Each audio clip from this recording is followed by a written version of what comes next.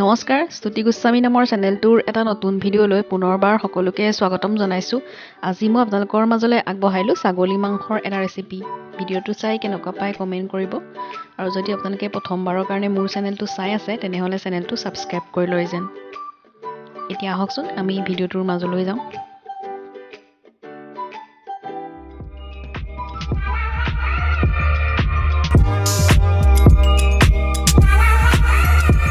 ছাগলী মাংস বনাবলৈ মই প্ৰথমে এটা মছলা ৰেডি কৰি লৈছোঁ। তাৰ কাৰণে এটা মিক্সিৰ বাতিত এটা মিডিয়াম চাইজৰ পিঁয়াজ এনেকৈ সৰুকৈ কাটি লৈছোঁ। এইখিনি মই প্ৰথমে মাংসখিনি মেৰিনেট কৰিবৰ কাৰণে ব্যৱহাৰ কৰিম। পিঁয়াজটো কাটি মোৰ হৈ গৈছে। এতিয়া লগতে দিছোঁ কেইফুটামান নহৰু, আন্দাজমতে নিমখ, আধা চামুচ হালধি, আধা চামুচ গৰম মছলা আৰু 2 চামুচ দৈ। আৰু ইয়াতে অকণমান পানী দি মই ইয়াৰ এটা মিহি পেষ্ট বনাই ল'ম আৰু এইখিনি মই মাংসখিনি মেৰিনেট কৰিবৰ কাৰণে ব্যৱহাৰ কৰিম। মই ছাগলী মাংস আধা কেজি লৈছোঁ আৰু যিখিনি মই মছলা পিচি লৈছিলোঁ সেইখিনি ইয়াতে দি দিলোঁ। মছলা আৰু মাংসখিনি মই ভালদৰে সানি লৈ মেৰিনেট হ'বৰ কাৰণে প্ৰায় আধা ঘণ্টামান ৰাখি দিম। গোটেই ৰাতি ৰাখিব পাৰিলে ভাল। মই আধা ঘণ্টামান সময়হে ৰাখিছোঁ আৰু এয়া মোৰ মাংসখিনি ভালদৰে সানি হৈ গৈছে। মাংস ৰান্ধিবৰ কাৰণে লগতে লৈছোঁ 3টা আলু, 5টামান পিঁয়াজ মই এনেকৈ কাটি লৈছোঁ। এটুকুৰা আদা লৈছোঁ আৰু আদা টুকুৰা খুন্দনাত খুন্দি লৈছোঁ এয়া। লগতে কেইটামান কেঁচা জলকীয়া লৈছোঁ আৰু লগতে দিছোঁ কেইফুটামান নহৰু। কেঁচা জলকীয়া আৰু নহৰুখিনিও মই খুন্দি লৈছোঁ। আপোনালোকে জ্বলা কম খালে জ্বলা কমাই ল'ব। লগতে এটা মছলা ৰেডি কৰিছোঁ। তাৰ কাৰণে দিছোঁ 1 চামুচ ধনিয়া পাউডাৰ, 1 চামুচ জিৰা পাউডাৰ, আধা চামুচ ৰেড চিলি পাউডাৰ, আধা চামুচ কাশ্মীৰ ৰেড চিলি পাউডাৰ আৰু 1 চামুচ মিট মছলা। আৰু গোটেই মছলাখিনি মই অকণমান পানী দি মছলাৰ এটা পেষ্ট বনাই ল'লোঁ। মছলাখিনি মই অকণমান পনীয়াকৈ লৈছোঁ। এতিয়া এটা কেৰাহী গেছৰ ওপৰত তুলি গৰম কৰি তাতে দিছোঁ অকণমান মিঠাতেল। যিখিনি মই আলু লৈছিলোঁ আলুখিনি নিমখ হালধি নসনাকৈ অকণমান ৰঙচুৱা হোৱাকৈ তেলখিনিত প্ৰথমে ভাজি ল'ম।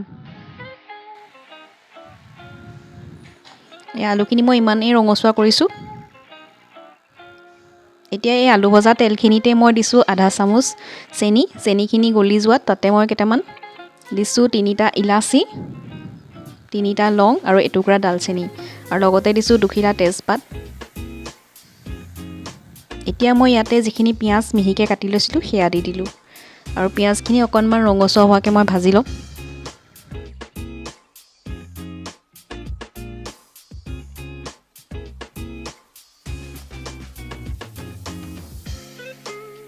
পিঁয়াজখিনি অকণমান লৰাই লোৱাৰ পাছত ইয়াতে মই যিখিনি নহৰু আৰু জলকীয়া খুন্দি লৈছিলোঁ সেয়া দি দিলোঁ। লগতে আদা চামুচো দি দিছোঁ আৰু আদা নহৰু কেঁচা গোন্ধ নোযোৱালৈকে মই এইখিনি ভাজি ল'ম।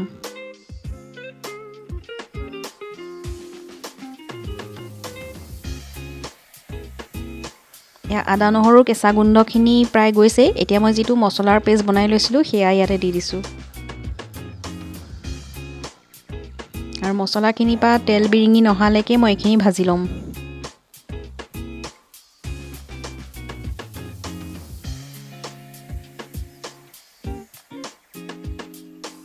এয়া মোৰ মছলাখিনিৰ পৰা তেল বিৰিঙি আহিছে। এতিয়া মই যিখিনি মাংস মেৰিনেট কৰি ৰাখিছিলোঁ সেয়া ইয়াতে দি দিম।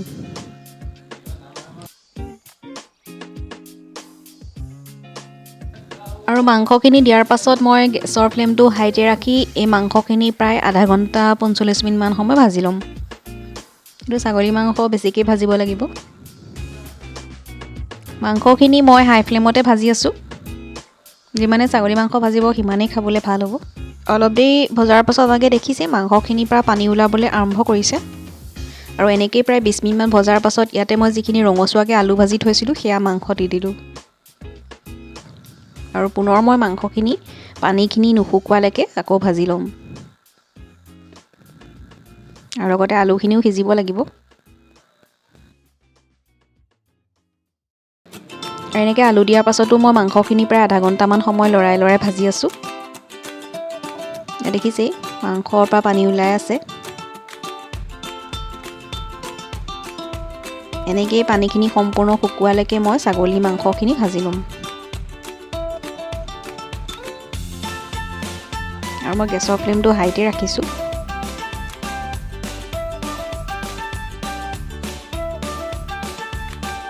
মাংসখিনি মই মাজে মাজে ঢাকিও দিছোঁ। এয়া প্ৰায় 45 মিনিটমান ভাজি হোৱাৰ পাছত দেখিছেই মাংসখিনিৰ পৰা পানীখিনি সম্পূৰ্ণ শুকাই গৈছে আৰু তেলখিনি ফুটি আছে আৰু লগতে আলুখিনিও প্ৰায় সিজিছেই। মই পুনৰ মাংসখিনি এবাৰ ভালদৰে লৰাই লৈছোঁ।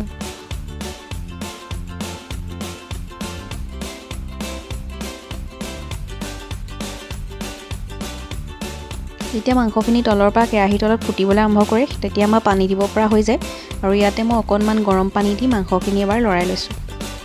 একেবাৰে মই গোটেইখিনি পানী দি দিয়া নাই, সেইটো মই একেবাৰে পানীও নকৰোঁ, অলপ থুপথুপীয়া টাইপেই কৰিম। এয়া মই প্ৰথমে অলপ পানী দি গোটেই মাংসখিনি লৰাই ল'লোঁ আৰু মাংসখিনি মই যিহেতু অলপ উতলিবলৈ দিম, সিজিব লাগিব, সেইকাৰণে মই ইয়াতে আৰু অলপ পানী দি দিলোঁ। এতিয়া মই উতলিবৰ কাৰণে মাংসখিনি পুনৰ এবাৰ ভালদৰে লৰাই লৈছোঁ।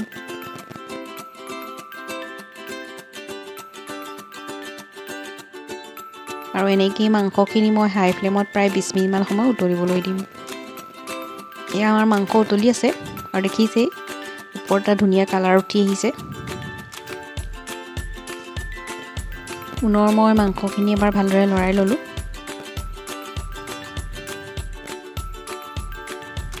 আৰু এয়া আমাৰ ছাগলী মাংস ৰেডি হৈ গৈছে আৰু মই গেছৰ ফ্লেমটো এতিয়া অফ কৰি দিম।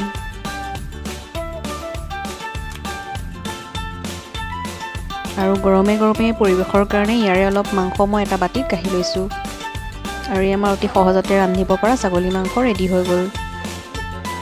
ছাগলী মাংসৰ এই ৰেচিপি ভিডিঅ'টো চাই কেনেকুৱা পালে কমেণ্ট কৰি জনাব আৰু ভিডিঅ'টো শেষলৈকে চোৱাৰ কাৰণে সকলোলৈকে থাকিলে বহুত বহুত ধন্যবাদ।